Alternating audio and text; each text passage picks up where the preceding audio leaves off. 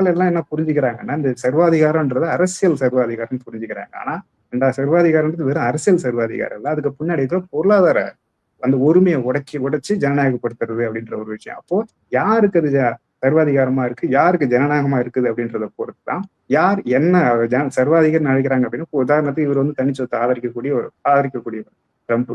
அப்போ இவர் அவர் சர்வாதிகாரி நினைச்சாங்கன்னா அந்த ஊர் மக்கள் அவங்களை என்ன நினைக்கிறாங்க, ஜனநாயகவாதி என்ன நினைக்கிறாங்க. அவர் வந்து ஒரு ஆவேஸ் வந்து ஒரு ராணுவ பின்புலத்துல இருந்து வந்தவர்ன்றதால என்ன பண்றாரு, அந்த மாதிரி ஒரு மிகப்பெரிய ஒரு பலத்தை வச்சுக்கிட்டு மக்களுக்கு பிரிச்சு கொடுக்கறதா சொல்றாங்க. அவர் மக்கள் பார்வையில ஒரு ஜனநாயகவாதி.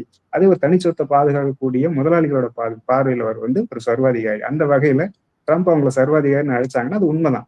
அது முதலாளிகளுக்கு எதிரான சர்வாதிகாரம் அப்படின்னு நம்ம புரிஞ்சுக்கணும். மக்களை நாம எப்படி புரிஞ்சுக்கலாம்னா, மக்களுக்கு எதிராக, அதாவது மக்களுக்கு ஜனநாயகமும் முதலாளிகளுக்கு சர்வாதிகாரமும் இருக்கிறதால இவர் சர்வாதிகாரம்னு கூப்பிடுறாரு. அதுல தப்பும் கிடையாது. அவர் சொல்றது ரொம்ப சரியான விஷயம் தான். ஆனா யாருக்கு சர்வாதிகாரன்றதை நம்ம தான் அதை புரிஞ்சுக்கணும்.